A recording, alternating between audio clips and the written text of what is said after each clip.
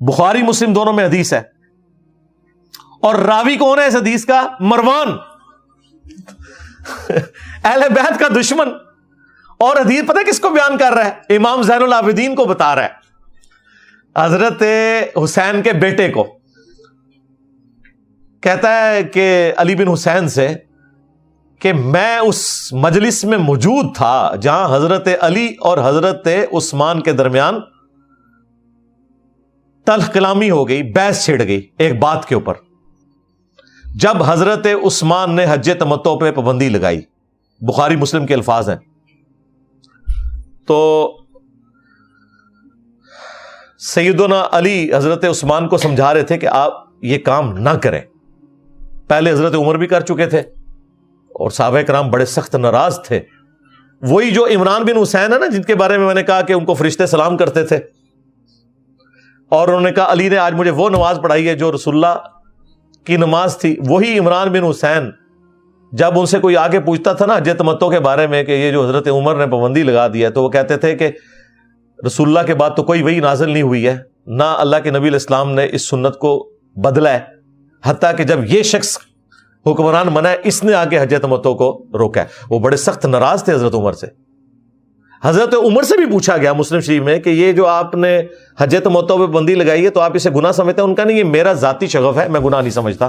میں چاہتا ہوں کہ لوگ عمرے کے لیے لادہ سے سفر کریں. حالانکہ یہ مشرکانہ رسم تھی. حضور نے اللہ سے دعائیں کر کر کے یہ رسم توڑی تھی کہ ابھی میری غریب امت حج کے لیے آئے گی تو چلو اس سفر میں عمرہ بھی کر لے. پہلے ہوتا تھا کہ عمرے اور سفر کا حج ایک نہیں ہو سکتا تھا، عمرہ کرنا ہے تو دوبارہ اپنے علاقے میں جا کے واپس آئے. حضور نے اس رسم کو توڑا کہ ٹھیک ہے میرے امتی آئیں، ایک ہی سفر میں حج تمتع کریں یا قران کریں، حج اور عمرہ اکٹھا کر سکتے ہیں. ہاں اس کے بدلے پھر ایک قربانی دیں گے جو قرآن میں آئے، یا 10 روزے رکھ لیں، قربانی نہیں دے سکتے. حضرت عمر نے اس سنت کے اوپر وقتی طور پہ پولیٹیکل ڈیسیژن کیا، صحابہ ناراض تھے. اور جناب یہ حج تمتع بھی حضرت علی نے بحال کیا ہے. یہ آج آپ کو دنیا میں 99% مسلمان حج تمتع ہی کرتے ہیں. امت کے اجماع نے حضرت عمر کے ڈیسیژن کو چھوڑ دیا، حضرت علی کے ڈیسیژن کو باقی رکھا. تو وہ عمران بن حسین جو ہیں رضی اللہ تعالیٰ عنہ، ان کے بارے میں جو بخاری مسلم کی میں حدیث بیان کر رہا تھا کہ انہوں نے سیدنا علی رضی اللہ تعالیٰ عنہ کی نماز کو کہا کہ یہ رسول اللہ کی نماز ہے صلی اللہ علیہ وآلہ وسلم. اب آ جائیں اس حدیث کی طرف جو بخاری مسلم کی، کہ وہ مروان کہتا ہے امام زین العابدین سے کہ میں اس مجلس میں موجود تھا جب حضرت علی اور عثمان کی بحث ہوئی حج تمتع پہ، تو حضرت علی نے کہا کہ میں کسی شخص کی وجہ سے رسول اللہ کی سنت کو نہیں چھوڑ سکتا، خواہ امیر المومنین آپ ہی کیوں نہ ہو. اور حضرت علی نے حج تمتع کیا جان بوجھ کے، حالانکہ حضرت عثمان جو ہے اس پہ پابندی لگائے ہوئے تھے، لیکن انہوں نے اختلاف کیا کہ آپ سنت کو چھوڑ رہے ہیں. اور یہ خود مروان بیان کر رہا ہے. لیکن حضرت علی نے کوئی تلوار نہیں اٹھائی، اختلاف رائے کیا اور ڈنکے کی چوٹ پہ کیا. پھر بخاری میں موجود ہے، کچھ لوگوں میں بحث ہو رہی تھی، وہاں حضرت علی کا بیٹا موجود تھا محمد بن حنفیہ. وہ گفتگو کا اسلوب یہ بتا رہا ہے کہ لوگ کرٹیسزم کر رہے تھے حضرت علی کے اوپر کہ یہ حضرت عثمان کے خلاف جو کچھ ہوا اس کے پیچھے حضرت علی ہیں. فٹ ان بیٹھتی یہ بات. حدیث کے الفاظ یوں ہیں، محمد بن حنفیہ کہتا ہے کہ میرے باپ علی ابن ابی طالب نے اگر عثمان کی مخالفت کرنی ہوتی نا تو اس دن کرتے جس دن اس نے رسول اللہ کی لکھی ہوئی تحریر واپس کر دی تھی. پھر انہوں نے وہ حدیث بیان کی، یہ بخاری شریف ہے سر، مولانا شریف نہیں ہے. اور محمد بن حنفیہ کے اخلاص پہ کوئی شک بھی نہ کرے، حضرت علی کا بیٹا ہے حنفیہ نامی ایک عورت سے. اسی سے وہ حدیث ہے بخاری میں کہ وہ کہتے ہیں کہ میں نے اپنے باپ علی ابن ابی طالب سے پوچھا بتائیے رسول اللہ کے بعد اس امت میں سب سے افضل کون ہے؟ تو حضرت علی نے کہا ابو بکر. میں نے پوچھا اس کے بعد؟ کہا عمر. پھر وہ کہتے ہیں مجھے خدشہ ہوا تیسری بار پوچھوں گا تو میرے ابا جی عثمان کا ہی نام لیں گے، تو میں نے کہا اس کے بعد تو آپ ہی ہوں گے. تو حضرت علی نے کہا میں تو عام مسلمانوں میں سے ایک مسلمان ہوں. یہ عاجزی. اور ان کے شیخ عبد القادر جیلانی کا کہتے ہیں تمام اولیاء کی گردن پہ میرا پاؤں ہے. ہاں، اور جو ایکچولی اولیاء کے سردار ہیں حضرت ابو بکر عمر عثمان و علی، وہ کہہ رہے ہیں ہم عام مسلمان ہیں. یہ فرق دیکھا آپ نے؟ ایک کہانی شریف ہے سرکار، نہ تو عبد القادر جیلانی نے یہ کہا، اگر خدا نہ خواستہ انہوں نے کہا تو پھر اللہ دے حضور پکڑے گئے بچا لو عبد القادر جیلانی نو بچانا جے، اللہ کو بھی تو میرے کو بھی ہاں وہ طریقہ ہے کہ کبھی انہوں نے نہیں فرمایا. کہتے ہیں جی آپ عبد القادر جیلانی کے خلاف ہو. میں نہیں خلاف، آپ لوگوں نے مجھے خلاف کر دیا ہے. آپ کہتے ہیں وہ مریدوں کو قتل کر دیتے تھے نگاہ مار کے، کیا نبی علیہ السلام یہ کرتے تھے جی؟ مردہ پھر انہوں نے مرغا زندہ کر لیا ہڈیوں کے اوپر. بھائی نبی علیہ السلام اگر صحابہ نے ایک پتھر باندھا ہوا ہے، حضور نے 2 پتھر باندھے ہوئے. نبی علیہ السلام جو ہے اگر فاقے کر رہے ہیں، صحابہ کرام فاقے کر رہے ہیں تو نبی علیہ السلام بھی فاقے کر رہے ہیں. نبی علیہ السلام تو اپنے صحابہ کو ڈانٹتے بھی نہیں تھے. انس بن مالک کہتے ہیں 10 سال حضور کو وضو روایت بخاری مسلم میں ہے، مجھے کبھی حضور نے یہ نہیں کہا کہ یہ کام کیوں کیا، یہ کیوں نہیں کیا. اتنی شفقت. تو نبی کے طریقے پہ تو پھر عبد القادر جیلانی نہ ہوئے. یہ آپ لوگ ہمیں کہہ رہے ہیں بھائی، اس لیے اس سے بھی پیچھے ہٹے. تو محمد بن حنفیہ کہتے ہیں کہ میرے باپ نے اس وقت نہیں حضرت عثمان کو کچھ کہا کہ جب ان کے گورنروں کی شکایت حضرت علی کو کی گئی کہ ان کا کچھ کریں، یہ مال غنیمت میں خرد برد کرتے ہیں، عاملین زکوٰۃ سب کچھ. لوگ تنگ تھے یا انصاف کے ساتھ تقسیم نہیں کرتے. تو حضرت علی نے مجھے کہا کہ یہ رسول اللہ کی لکھوائی ہوئی تحریر ہے، وہ فلاں تاکچے میں رکھی ہوئی ہے، وہ لے جاؤ اور حضرت عثمان سے کہو کہ آپ اپنے گورنروں کو اس کے مطابق ہدایات دیں کہ وہ اس کے مطابق مال غنیمت کو اور زکوٰۃ کو، ان چیزوں کو تقسیم کریں. ان کی شکایتیں آ رہی ہیں. یہ بخاری شریف ہے سرکار، مولانا شریف نہیں ہے. محمد بن حنفیہ کہتے ہیں جب میں وہ تحریر لے کے حضرت عثمان کے پاس پہنچا، انہیں بتایا تو حضرت عثمان نے کہا کہ مجھے یہ تحریر نہیں چاہیے، تم واپس لے جاؤ. اب یہ ایک بہت بڑی، آج کے دور میں دیکھا جائے تو بڑی سخت بات تھی یہ. اسی لیے محمد بن حنفیہ کہہ رہے تھے کہ وہ دن تھا کہ حضرت علی عثمان کو اس حوالے سے کوئی کامنٹس کرتے، لیکن اس دن بھی انہوں نے صرف نظر، کہتے ہیں میں نے آ کے جب حضرت علی کو بتایا تو انہوں نے کہا ٹھیک ہے اس کو واپس وہیں رکھ دو. لیکن یہ بہت بڑی بات تھی. اب ہمارے لوگوں نے پتا کہ شرح میں لکھا ہوا ہے کہ حضرت عثمان نے کہا میرے کو فوٹو کاپی ہے، اندازہ کرو اس میں الفاظ ہیں کہ مجھے اس تحریر کی حاجت نہیں ہے. تو ظاہر ہے حکمرانی کے ساتھ اس طرح کی کمزوریاں جڑی ہوئی ہوتی ہیں. یہ وہ چیزیں تھیں جو پائل اپ ہوتی جا رہی تھی. اور آپ شیعہ کی کتابوں میں بھی دیکھیں، نہج البلاغہ میں اسی سے ملتی جلتی بات ہے. حضرت عثمان کو آ کے حضرت علی نے سمجھایا کہ ابو بکر اور عمر اگر کوئی مسئلہ خراب کرتے وہ بڑی بات نہیں تھی، تم جو ہو رسول اللہ کے داماد ہو. اب یہ جو نہج البلاغہ میں حضرت علی کا خطبہ ہے نا، یہ شیعہ کے لیے بھی پھکی ہے کیونکہ انہوں نے داماد رسول کہا، اور اہل سنت کے لیے بھی اس حوالے سے پھکی ہے کہ جو بخاری میں موجود ہے کہ مسئلے مس ہینڈل ہو رہے تھے. پھر نہج البلاغہ میں ایک اور خط ہے جو حضرت معاویہ کے نام لکھا حضرت علی نے، اور کہا کہ مجھے انہی اصحاب نے خلیفہ چنا ہے جنہوں نے حضرت ابو بکر، عمر، عثمان کو چنا تھا، اور جنہوں نے ان کو چنا تھا ان کے پیچھے اللہ تعالیٰ کی تائید تھی، اور جو ان اصحاب کے چنے ہوئے خلیفہ کی مخالفت کرتا ہے وہ اللہ کا مخالف ہے. اب یہ کوئی چھوٹی بات ہے. اس میں نہ صرف حضرت علی نے اپنی خلافت کو جسٹیفائی کیا بلکہ حضرت ابو بکر، عمر، عثمان کی خلافت کو بھی کہا کہ ان کے پیچھے بھی اللہ تھا. اس مکتوب کے اندر بھی شیعہ کے لیے بھی پھکی ہے، سنیوں کے لیے بھی. اور اس سے حضرت معاویہ کا مسلمان ہونا بھی ثابت ہوتا ہے حضرت علی کی نظر میں، شیعہ کی کتابوں کی روشنی میں. ہماری تو کتابوں کی روشنی میں ہے ہی ہے کہ انہوں نے ان کو بیعت پر آمادہ کیا، اور ظاہر بیعت کافر سے نہیں لی جاتی، اور اس میں انہوں نے سلام و سلام کے ساتھ اسے خط کو مکمل کیا. تو اس طرح کی چیزیں دونوں طرف موجود ہیں جو کلیئر کٹ بتاتی ہیں کہ یہ مسئلہ تھیں گیا. لیکن الٹیمیٹلی حضرت علی رضی اللہ تعالیٰ عنہ نے ان معاملات کو اپنی زندگی میں وائنڈ اپ کیا ہے. مصنف ابن ابی شیبہ میں موجود ہے، فضائل صحابہ احمد بن حنبل کی کتاب میں موجود ہے. سورۃ الحجر کی آیت نمبر 47 کے کانٹیکسٹ میں حضرت طلحہ کا بیٹا محمد بن طلحہ جب حضرت علی سے ملنے کے لیے آیا جنگ جمل کے بعد، اب ظاہر ہے کہ ان کے والد قتل ہوئے تھے، تو حضرت علی نے اس کو مخاطب کر کے کہا کہ میں اللہ سے امید کرتا ہوں کہ جو قرآن میں یہ آیت ہے سورہ ہجر کی آیت نمبر 47 کہ اللہ تعالیٰ اہل ایمان کے دلوں سے ایک دوسرے کے خلاف جو غل ہے، کوئی ایک دوسرے کے بارے میں کوئی نفرت آ گئی ہے، وہ خود نکال دے گا.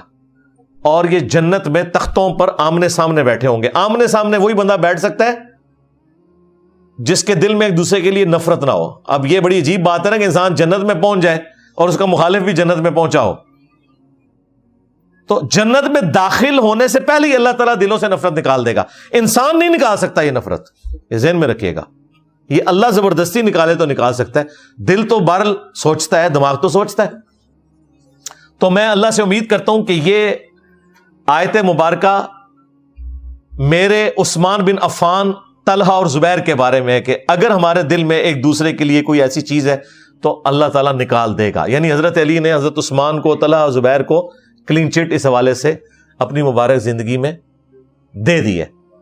لیکن لیکن لیکن ہمارے استاد ڈاکٹر اسرار صاحب نے بیان القرآن کے اندر یہاں ان اصحاب کے ساتھ، حضرت عثمان کا تو خیر انہیں پتہ ہی نہیں تھا، ان کا تو ذکر انہوں نے نہیں کیا، حضرت معاویہ کا ذکر کر دیا کہ جی قیامت کے دن اللہ تعالیٰ ہمارے بارے میں جو ایک دوسرے کے دل میں جو ایک دوسرے کے بارے میں ہمارے دلوں میں چیز آ گئی ہے وہ نکال دے گا.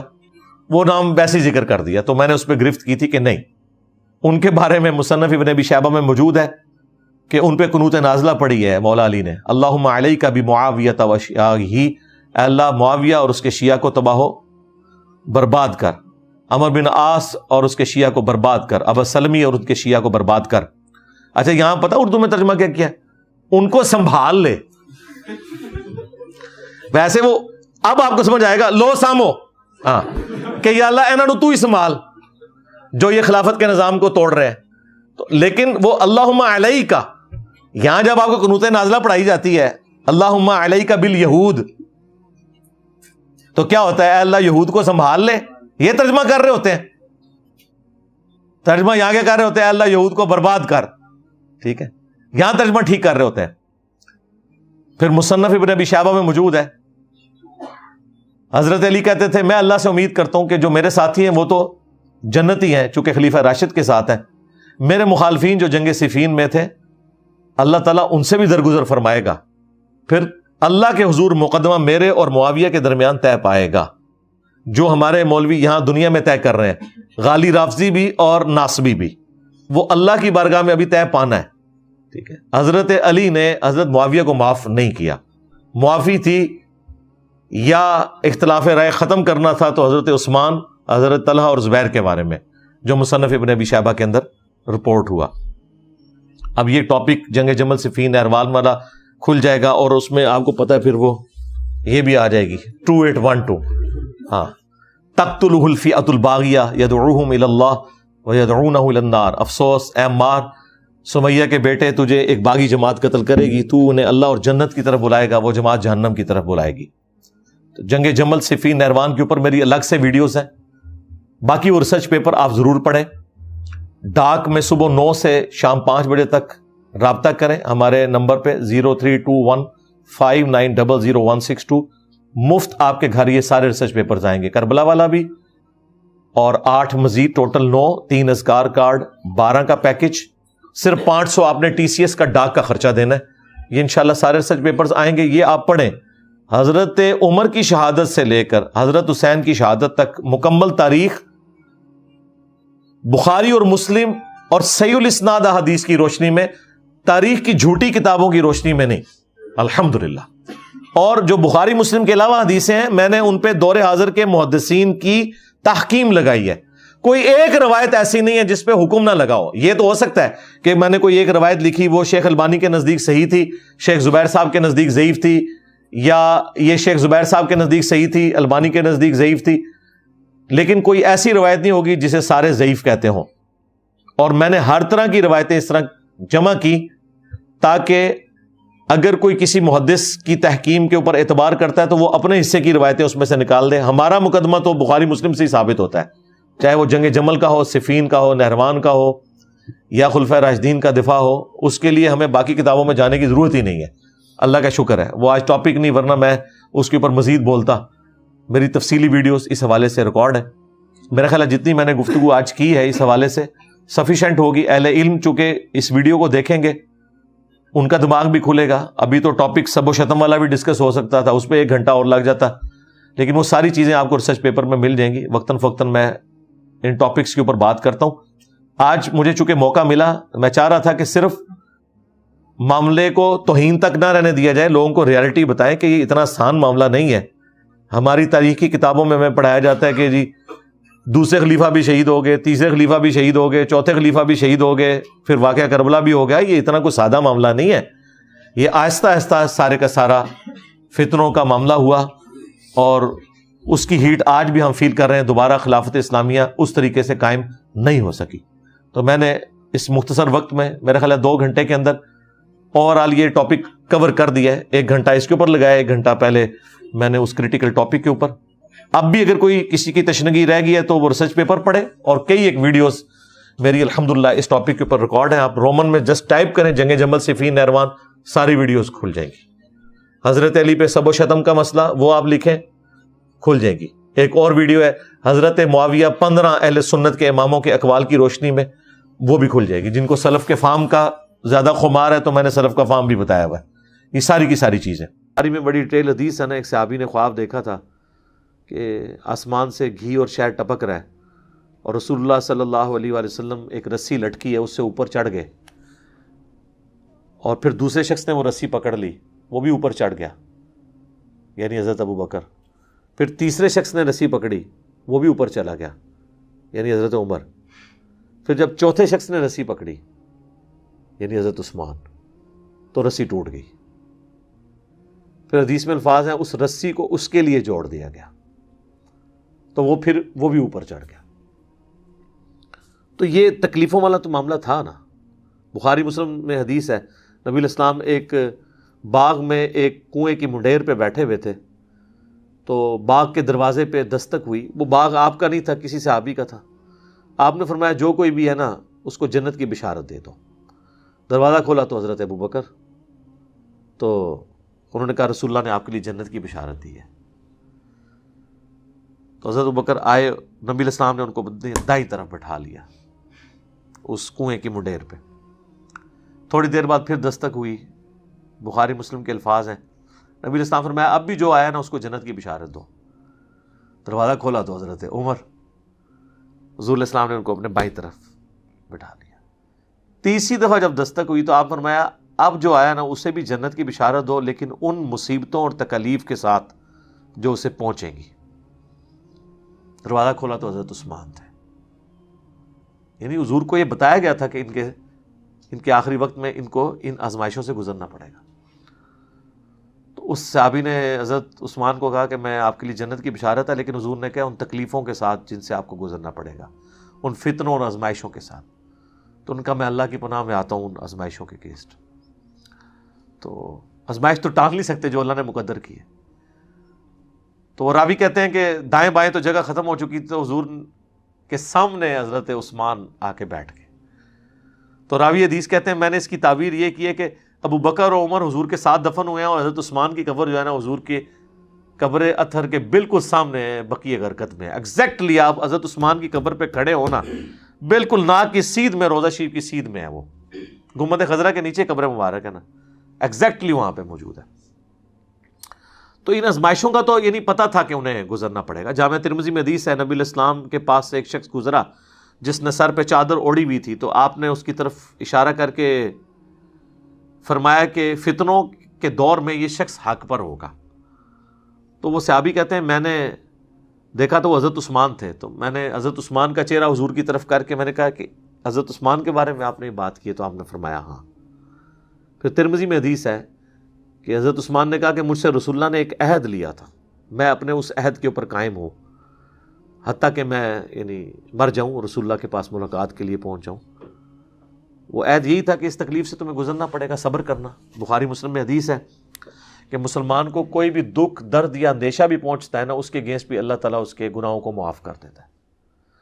تو سیدنا عثمان سے بحیثیت انسان جو کوئی اجتہادی خطا ہوئی, تو ان کی شہادت ان کی ساری خطاؤں کے اوپر, ان کی پہلے کی زندگی, اسلام کے لیے قربانیاں, 3 موقع پہ جنت کی بشارت ترمذی میں جو آیا ایک دفعہ کنواں اللہ کی راہ میں خیرات کیا، ایک دفعہ مسجد نبوی کے لیے زمین خیرات کر دی، ایک دفعہ غزوہ تبوک کے موقع پر کتنے جہاد میں جانے والے لوگوں کو سامان دیا۔ یہ سب چیزیں ان کی زندگی میں بہت بڑی قربانی ہے۔ اس کے علاوہ عشرہ مبشرہ والی حدیث میں جنت کی بشارت الگ سے موجود ہے۔ اس سے بھی بڑھ کے میں جو سادہ سمجھتا ہوں ذو النورین ہونا، کہ نبی الاسلام کی اپنی 2 حقیقی بیٹیوں کا یہ کے بعد دیگرے ان کے عقد میں آنا، یہ بہت بڑے فضائل ہیں۔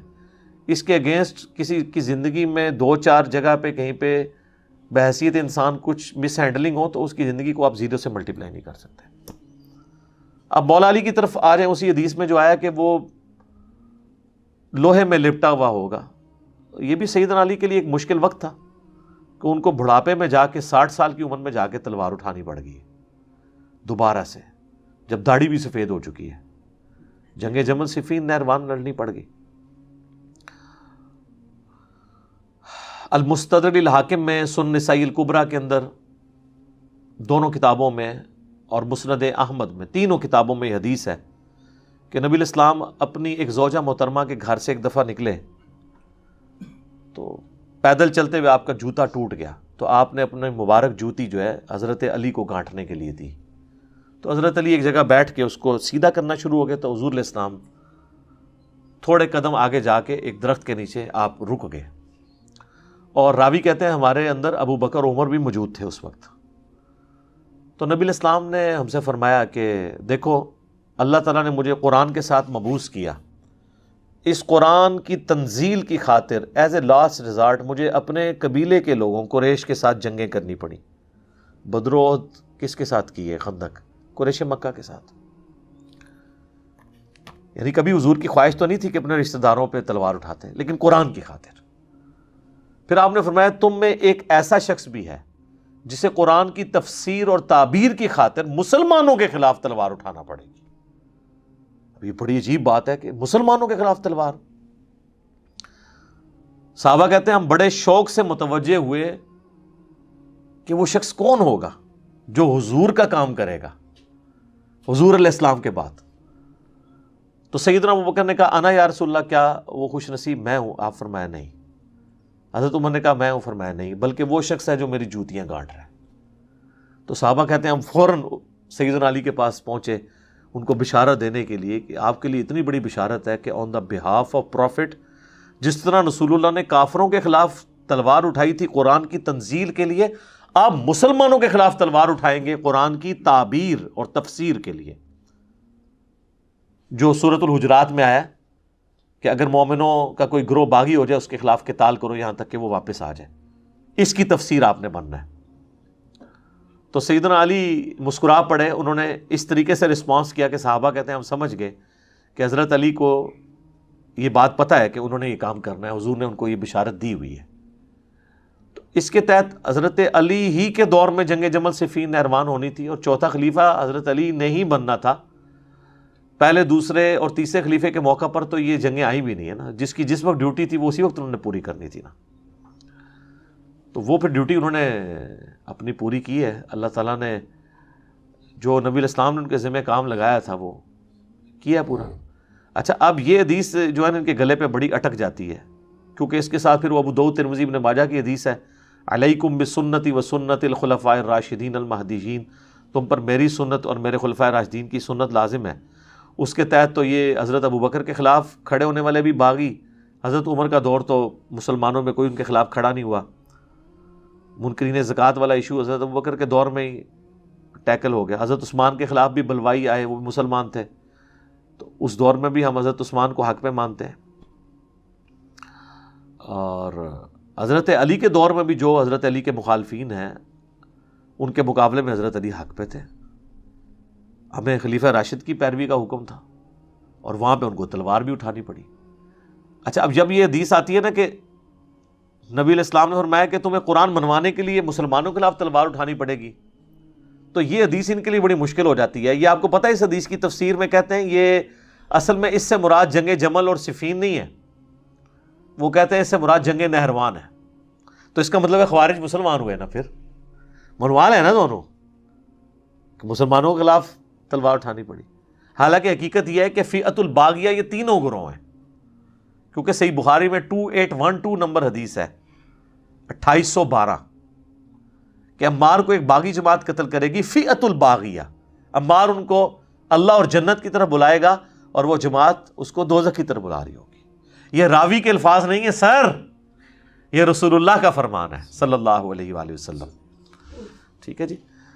تو فئۃ الباغیہ تو جنگ صفین والوں کو کہا گیا، جنگ جمل والے تو ہے ہی تھے، انہوں نے تو خیر توبہ بھی کر لی، سیدہ عائشہ بھی بعد میں شرمندہ ہوئی، سیدنا طلحہ زبیر نے تو جنگ بھی چھوڑ دی، الگ سے میری اس کے اوپر ویڈیوز ریکارڈڈ ہیں، جنگ جمل صفین اور نہروان آپ لکھیں تو میری ویڈیوز کھل جائیں گی، میرا ریسرچ پیپر بھی کربلا والا پڑھ لیں۔ آج میرا ٹاپک نہیں ہے، میں اس کو اسی پہ کنکلوڈ کرتا ہوں اور اسی حدیث کی طرف واپس آتا ہوں 4656 سیدنا عثمان کے بارے میں۔ حضرت عثمان رضی اللہ تعالیٰ عنہ کے بارے میں جو حضرت عمر کے کومنٹس تھے وہ کوئی کشف و الہام سے نہیں تھے، ان کی اسیسمنٹ کی وجہ سے، جیسے ساتھی لوگ آپس میں ایک دوسرے کو جانتے ہوتے ہیں کہ کسی کا ایٹیچیوڈ کس قسم کا ہے، تو اس طرح کے کئی ایک زندگی میں حضرت عثمان کے واقعات موجود تھے کہ جو ان سے بعض اوقات اپنے رشتہ داروں کے معاملے میں یعنی شفقت کا پہلو غالب ہوا۔ وہ آج ٹاپک نہیں ہے، آپ کربلا والے ریسرچ پیپر میں کئی ایک چیزیں پڑھ سکتے ہیں۔ ایک کاتب وحی جو مرتد ہو گیا تھا، حضرت عثمان کا رشتہ دار تھا، سنن نسائی میں ڈیٹیل حدیث موجود ہے، آپ نے فرمایا غلاف کعبہ میں بھی پاؤ اسے قتل کر دینا، حضرت عثمان نے اسے پناہ دے دی، حضور کے سامنے جو ہے وہ پیش کیا، عبداللہ بن سعد ابی سرح، تو نبی الاسلام نے اپنا چہرہ انور پھیر لیا، دوسری طرف سے آ کے پیش کیا، یا رسول اللہ اس کی توبہ، حالانکہ حضور تو فرما چکے تھے کہ غلاف کعبہ میں لپٹا ہو، باقی 3 قتل ہو گئے، اس کو تو پناہ مل گئی تھی، اور حضور تو نہیں چاہتے تھے پناہ ملے، کیونکہ یہ کاتب وحی تھا اور مرتد ہوا ہوا تھا، کاتب وحی مرتد ہوا ہو تو پھر معاملہ تو بڑا خطرناک ہے۔ 3 دفعہ ایسے ہوا، چوتھی دفعہ نبی الاسلام نے شفقت فرمائی، ٹھیک ہے، جب وہ چلا گیا تو آپ نے فرمایا کہ تم میں کوئی ایک شریف آدمی بھی ایسا نہیں تھا کہ وہ دیکھ رہا ہو کہ میں اپنا رخ انور پھیر رہا ہوں تو اٹھ کے اس کو قتل کر دیتا، جس کے بارے میں عثمان مجھ سے پناہ مانگ رہا تھا، جب میں نے حکم دیا تھا کہ غلاف کعبہ میں بھی لپٹا ہوا تو قتل کر دو، تو تم نے اس چیز کا کیوں کیا کہ میں تمہیں ڈائریکٹلی حکم دوں، میرا چہرہ انور پھیرنے سے تم نے سمجھ نہیں لیا کہ اسے مار دو؟ تو صحابہ نے کہا یا رسول اللہ، آپ اگر ہمیں ایک دفعہ آنکھ سے اشارہ کر دیتے نا تو ہم اسے ادھر ہی تکا بوٹی کر دیتے، تو نبی الاسلام فرمایا کہ نبی کے لیے شایع نہیں کہ وہ آنکھ سے کسی کو اشارہ کرے، یہ اس کے اخلاق سے بلند تر چیز ہے، لیکن نبی الاسلام کو ظاہر ہے کہ، اور پھر یہی جو ہے نا یہ مصر کا گورنر تھا، اسی کی وجہ سے حضرت عثمان کے لوگ خلاف ہوئے، اور وہ دیکھیں کس جگہ ایک معاملہ مس ہینڈل ہوا اور اس کے ایفیکٹس کہاں تک جا کے نکلے۔ اس کو ویسے پنجابی میں ایک محاورہ بولا جاتا ہے کہ ہاتھاں نال لائیاں ہوئیاں گنڈاں جہڑیاں نے وہ دنداں نال کھولنیاں پیندیاں نے، یعنی جو ہاتھ سے آپ گرہ لگاتے ہیں نا وہ پھر اتنی مضبوط لگ جاتی ہے کہ وہ ہاتھ سے نہیں کھولتی، پھر دانتوں سے کھولنی پڑتی ہے۔ تو اس طرح کی ایکٹیویٹیز، اس طریقے سے مروان اور اس کے باپ حکم کو نبی الاسلام نے شہر بدر کر دیا تھا۔ حضرت ابوبکر کے دور میں حضرت عثمان نے بڑی کوشش کی، رشتہ دار تھے کہ ان کو اندر لے آئیں، حضرت ابوبکر نے نہیں اجازت دی، حضرت عمر نے اجازت نہیں دی، اپنے دور میں وہ لے آئے، اپنی بیٹی کا بھی نکاح کر دیا کہ شاید یہ سدھر گئے ہوں، اور وہی مروان ہے جس نے مور لگا کے تو وہ محمد نبی بکر اور باقی لوگوں کے لیے قتل کا فتویٰ جاری کیا تھا، جس کی وجہ سے اہل مصر ان کے خلاف ہوئی، حضرت عثمان کا محاصرہ کر کے انہیں شہید کر دیا۔ تو اس کے پیچھے بھی وہ ایک رشتہ داری والی شفقت۔ پھر مسلم شریف میں جو حدیث ہے، جو ولید بن عقبہ جو ان کا ستیلا بھائی تھا حضرت عثمان کا، اسے کوفے کا گورنر لگایا، وہ اس نے شراب پی کے نماز پڑھائی، مسلم شریف میں آتا ہے، سلام پھیر کے کہتا ہے میں 2 پڑھائی ہیں، یہ 4 پڑھائی ہیں، اسے پتہ ہی نہیں تھا، شکایت پہنچی، کوڑے بھی لگوائے گئے، حضرت علی موجود تھے، حضرت عثمان نے کہا اسے کوڑے لگاؤ، حضرت علی نے حضرت حسن ابن علی سے کہا کہ اٹھ اسے کوڑے لگا، تو حضرت حسن نے اپنے باپ کے بھی حکم نہیں مانا، انہوں نے کہا جو ان کی میٹھی کھاتا ہے وہی کڑوی بھی چکھے، کیوں اس طرح کے گورنر ہمارے اوپر لگاتا ہے، یعنی اس کا مطلب تھا۔ پھر بنو امیہ بنو ہاشم کی جنگ شروع ہو جائے گی، ایک کولڈ وار، تو حضرت حسن وہاں سے چلے گئے، حضرت علی اپنے باپ کا حکم نہیں مانا، اتنی ناراضگی تھی، وہ سمجھتے تھے کہ یار کیوں اس طرح کے لوگ ہم پہ مسلط کیے ہیں حضرت عثمان نے۔ پھر ایک اور صحابی تھے، ان کو حضور سیدنا علی نے حکم دیا تو انہوں نے کوڑے لگائے، 40 پہ پہنچ کے انہوں نے کہا کہ رسول اللہ صلی اللہ علیہ وسلم 40 لگواتے تھے، حضرت ابوبکر نے بھی 40 لگوائے، حضرت عمر نے 80 لگائے، مجھے دونوں پسند ہیں لیکن 40 پہ اکتفا کرتے ہیں، 80 بھی لگوا سکتے تھے۔ تو وہ آہستہ آہستہ ساری چیزیں پائل اپ ہوتی گئیں۔ پھر صحیح بخاری میں آتا ہے کہ حضرت عثمان کے گورنوں کی شکایت جب حضرت علی کے پاس آئی کہ یہ مال غنیمت کو اس طریقے سے تقسیم نہیں کرتے، تو حضرت علی نے اپنے بیٹے محمد بن حنفیہ کو، جو حنفیہ نامی عورت سے ایک دوسرا بیٹا تھا، اس کو بھیجا ایک نبی اسلام کی تحریر دے کے کہ جاؤ عثمان کو کہو کہ اپنے گورنروں کو اس تحریر کے مطابق حکم دیں کہ وہ مال غنیمت تقسیم کریں۔ تو وہ کہتے ہیں کہ میں جب لے کے پہنچا تو حضرت عثمان نے کہا کہ مجھے اس تحریر کی حاجت نہیں ہے۔ وہ کہتے ہیں میں لے کے واپس آیا، حضرت علی کو اپنے باپ کو بتایا تو حضرت علی نے کہا کہ اس تحریر کو نا وہیں رکھ دو، اسی طاقچے میں جہاں سے اٹھائی تھی۔ اس پہ محمد بن حنفیہ کہتے ہیں اگر میرے باپ نے عثمان کے خلاف کبھی کھڑا ہونا ہوتا تو یہ موقع تھا جب رسول اللہ کی تحریر انہوں نے واپس کر دی، تو حضرت علی نے اس وقت بھی ٹالریٹ کیا۔ اس کی تعبیر بعض سنیوں نے کیا کہ انہوں نے کہا کہ میرے پاس فوٹو کاپی رکھی ہوئی ہے، فوٹو کاپی نہیں تھی جناب۔ تو وہ اس طرح کئی ایک چیزیں جمع ہوتی رہی تو وہ پھر ایک جمع ہوتے ہوتے ایک انبار لگ گیا۔